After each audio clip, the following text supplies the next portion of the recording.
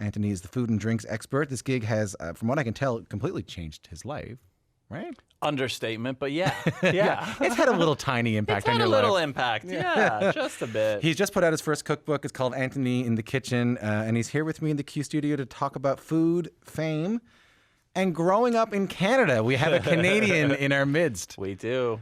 How's it feeling being back home? It's so nice. Even though I know it's Toronto, not Montreal. But... No, but it's still like when you just, there's something about being in Canada that's, I've been away for almost 10 years now, being in New York.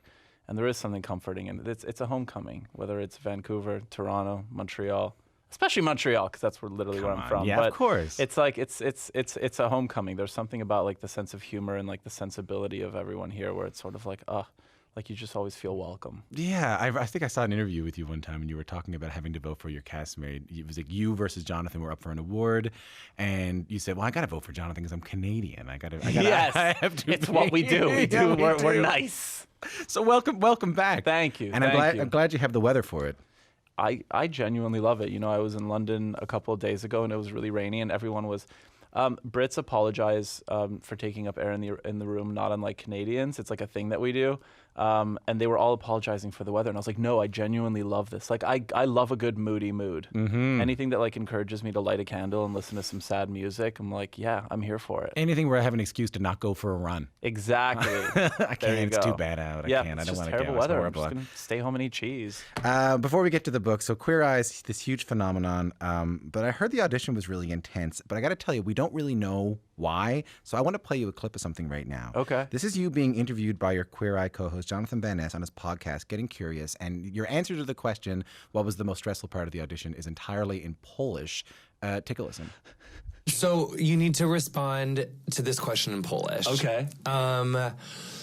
What was the scariest part of auditioning for Queer Eye? In like 3 sentences, because I don't feel like listening to you speak in a language I don't understand for like too long. Oh my God, I'm so bossy. Proces audycji na Queer Eye. Bardzo dużo było ludzi z Netflix i z ITV i zacząłem się bać troszeczkę, bo realizowałem, że naprawdę to chciałem. I jak zrealizowałem, że naprawdę to chciałem, to suddenly było ważne dla mnie. I understood the word suddenly. Because I couldn't come up with a Polish word for it. It's like, Polish is my first language, but I think when I moved to West Virginia, I was there for 3 years. It's incredible how much I forgot. Mm-hmm. And same with French. And that was a period of my life when I kind of wanted to let go of like who I was and where I came from. Yeah. So then my parents were like, we are sending your ass back to Montreal. You will not forget who you are. Mm-hmm. What's the answer there? The answer there is basically there were a lot of people auditioning for it. And I didn't think that I wanted the gig because it wasn't anything that I'd really thought about before. It wasn't a dream of mine to be on Queer Eye, to be a food guy. Like I had other aspirations. There was a very different master plan in my little black book. But when I realized as the pool sort of started getting smaller and people started getting cut, as they do in these instances, I started realizing like, holy shit, like I actually really want this, because it was the job that I needed. It wasn't the job that I wanted. Something kicks in, hey? Yeah. You know what I mean? I think there's something in our caveman brains that kicks in that like, I got a shot at this now. Yeah, and then suddenly it's like, okay, it's time to really sort of switch it up, because I went in, I've been in for like literally hundreds of auditions where I never got feedback. I never got the job. I never know whether I did well or I didn't do well. Probably didn't do well a lot of times. And then suddenly to have one where they're telling you that you're doing a good job throughout the process, and they're being very communicative, and that's like a testament to the casting process at ITV. Like they really held our hand during the entire process. Suddenly it was like, oh, like, wow, I really want this. I want to talk a little bit more about the casting process and about just some of the parts of the book that I really loved are the parts about you sort of getting used to the idea of all this and trying to figure out who you are. But I think in order to get to that conversation, we got to figure out who you were. Where did the love of food first come from? The love of food, I think I was just born with it. I've always been very obsessed with talking about food. My father is the exact same way. I don't know too many people who can have a meal and be talking about the next one that they're going to have or one that they had a day before, and my dad is exactly that. My sisters are that way as well. But I think, food is a very emotional thing for me. I do come from a pretty dysfunctional family. We weren't very good at communicating at all. But when we would have meals together, like that was the time when we would get along. We would like sit and break bread and have whatever, my mother prepared. And those were like really sort of positive times. When I was in West Virginia, and my father worked a lot, and my mother traveled. She was going back and forth, taking care of my sisters in Montreal, being with me in West Virginia.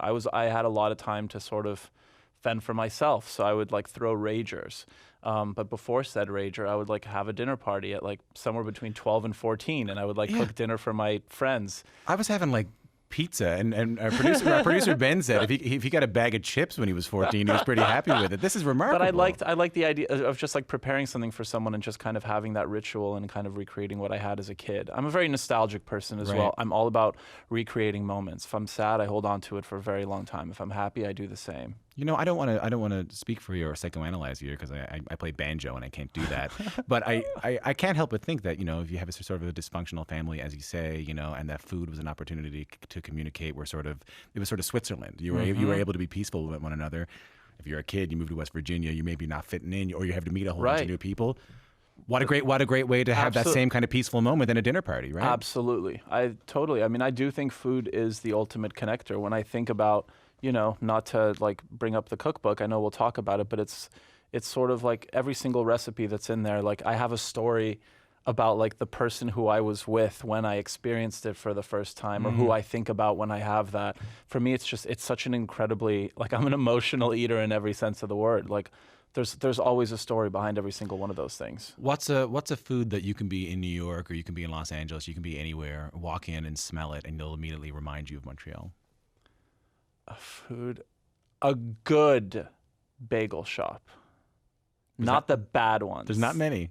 There aren't many, but there's something about like the sweetness of the dough that reminds me of being at St. Viateur, and we would go with my dad, and he would get a dozen bagels, and the guy would give me a nice warm bagel. And then immediately when I got into the car, there's this like smoked salmon spread that has no dairy in it, but that's kind of like hot, like sweet and flaky, and it's almost a purpley color. And I would just like dip the warm bagel into it, sesame all the way. I don't understand poppy seed, not for me. And then come home. Not just not for you, but you don't even understand it. I just don't get it. I'm with you. And then the next morning have, you know, like the bagel cut halfway when it's still fresh. You don't have to toast it, and have some Liberté whipped cream cheese with beautiful summer tomatoes and a lot of pepper and a bit of salt. And it's like, that for me is childhood. And then you have Cafe Olimpico right down the street where you can have your little iced coffee.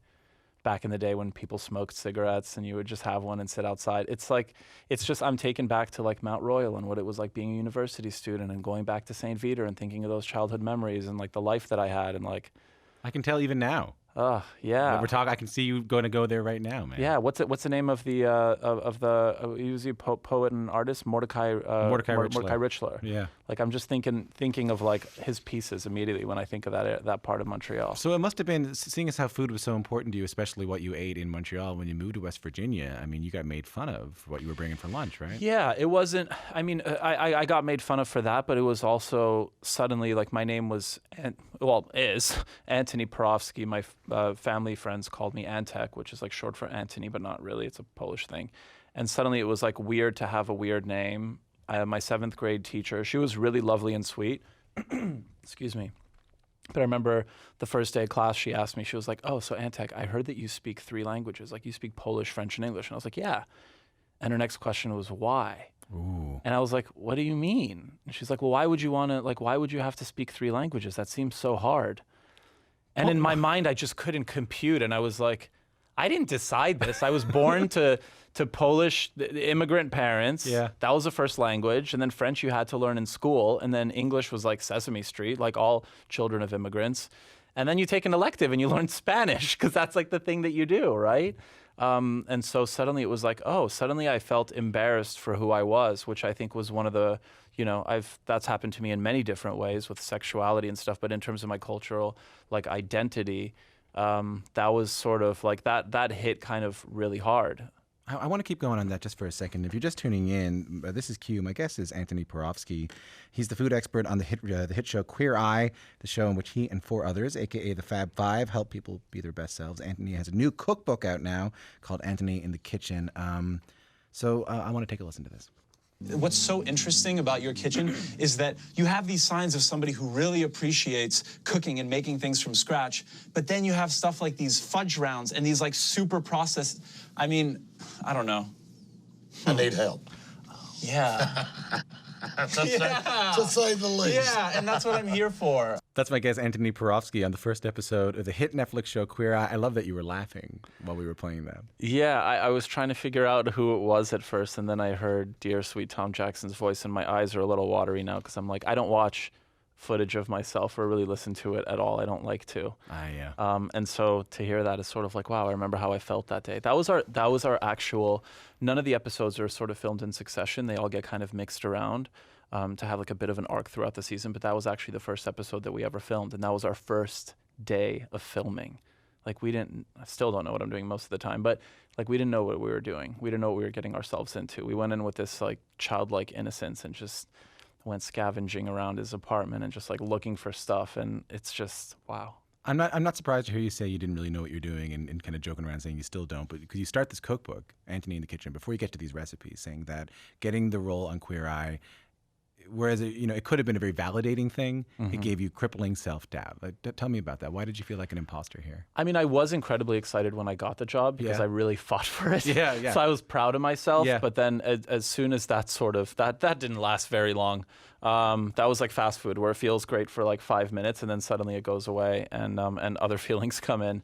And where just suddenly I was like, oh my gosh, I'm on a show where I'm asked to be a food guy. Like there were legit chef de cuisine, like there were people who went to culinary school who auditioned for this part who didn't get it. So it's sort of like, who was I to, you know what I mean, deserve that? You know, someone asked me in an interview recently, like, they're like, do you think that you deserve the success that you have? I'm going off on a tangent, but like, I'm not in a bitchy way. Okay. But they were just like, I know what you mean, but it was just sort of like, do you think that like you've worked so hard? Like do you feel like you really deserve it? Okay. And I was like, I don't think that anybody deserves to have like the amount of privilege that I have, but I do know that I'm insanely grateful for it. And I remind myself of that every day. And that's kind of like where I'm getting to now, where it's sort of like, look, I'm in this position.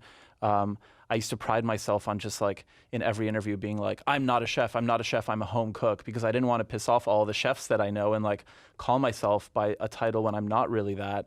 But now I've just sort of like accepted and really embraced. It's sort of like parts of my personality that I really like judge and I'm really hard on myself for. I learned to actually use them as assets and not liabilities. Right. Where now it's like, no, I'm a home cook and I'm a messenger. Like when I'm on Queer Eye, why I was hired was because I can be relatable. And if I'm teaching them something that I don't even know how to make, I'm going to go do the research. I will test it out the night before, and I'm going to present it to you in a way where it's actually like sustainable, and you can make it again, and you want to make it again, because I can get you excited. I can get anybody excited about any type of food because I'm just so deeply passionate about it. I mean, that's where I kind of want to go recipe-wise. But I spoke to your colleague Tan France not that long ago. He came on the show, and we had a really nice chat, and it was a very odd thing. We decided he was in New York and I was here, and we sent him a picture of what I was wearing that day, and I was terrified. Turns out, just clean up my boots and cuff my jeans and everything. Oh, there you go. Yeah, Tan loves a cuff jean. He certainly does. He really does. He's all about it. I didn't do it today. So You're fine. All right. I don't feel so bad. I like a little it. bunched up. It's kind of like a Hedy Slimane, like rock and roller type Dior Saint Laurent look thing going on. That's what it is. That's exactly what it is. That was your intention. 100%. Hey, but here's what we talked about. I've never seen ever since we kind of lost mass media. Do you remember we would all watch like Seinfeld? We'd all watch like one show and talk about it the next day. Yes. Yep. Now Friends episodes. That doesn't really happen anymore. But Queer Eye was kind of that. You guys, Tan talked about how he could probably say the one night he went to bed not famous, and the next day he woke up and people were recognizing him in the street. Yeah, that's what it was like for all of us. What's that like? There's nothing normal about it. It's, I mean, it's incredible why it's happening. I think people are responding to us just basically just trying to be good people and trying to be kind and showing that like everyone deserves help. I don't care what your political ideology is or what your leanings are. Like everyone deserves a chance to be a good person, and that's something that we really show. That I think that there was a lack of on television as well, with within the unscripted realm, with sort of like where reality is heading. It's sort of like the new soap opera or Gladiator in some of those shows. But it was definitely it was a big shift in energy. Walking into a room and being noticed and having like people come up, it's sort of like anonymity is gone. My mentor described has a lot of close friendships with a lot of people who have very public lives. He's an actor. Or he's just a mentor of mine who's in the art world. Right. So he's like sort of like adjacent to all of it. And he was like, Antony's like becoming famous is like losing your virginity. Once your anonymity is gone, it's gone. And your trajectory of your career may be short and really enjoyable. It may be long and painful. It's probably going to be something in between. It's going to be more of a river with its ripples and everything. But like it's something that's like once it's gone, it's gone. And just work on like grieving that part of like your anonymity. The Antony who wants to sit on a subway and like read his book and like basically just like walk the streets like left alone. Like that's not a reality that exists for you anymore. But at the same time, there's so many other gifts and opportunities that you have. It's a matter of adjusting, and you just have to figure it out. So let's talk about this cookbook a little bit. And here's what I liked about it is that it feels weird saying this in front of you. I'm not a bad cook. I somehow fluked into it. I think because my mom's an incredible cook, and I think you just absorb that kind of stuff, right? Totally. But I have this job where I get home at 7 o'clock at night, and I kind of have to start again at 8, and I go, oh God, I got like 20 minutes, I got like a half hour. What do I do? And I end up ordering something, or I end up making something horrible. And I tell you what I liked about this book. Not that it's all these kind of things, but I feel like there's something in here for people who are busy, right? Totally.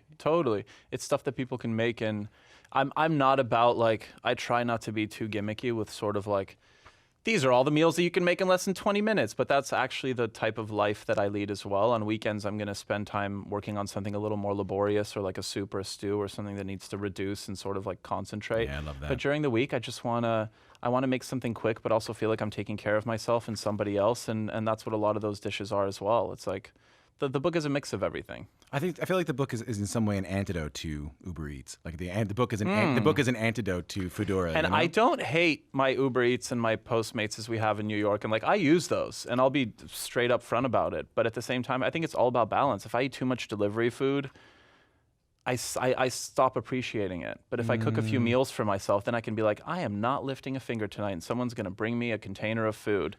Then I like it more. And the same goes on the other side as well. Is there a recipe in here that means something to you more personally than perhaps the others?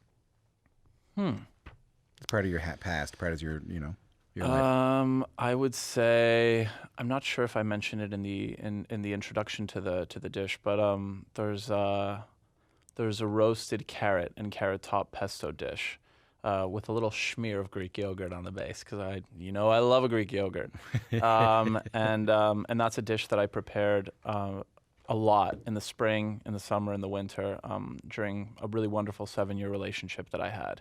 And it would be made during the week. I'd make it on weekends, and that was like something that we would make together. And my partner at the time, he actually helped with it. And he was someone who, when I moved into his apartment, had Buffy the Vampire Slayer decorative soda bottles in the oven, along with books and video games. So like his gas wasn't even turned on.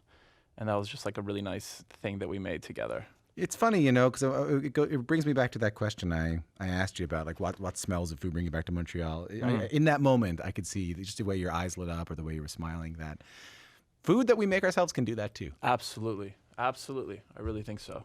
It's been nice to talk to you. I just have one more thing before we go. I spoke to Jonathan Van Ness last week, nice. One of the fellow Fab Five. Yeah.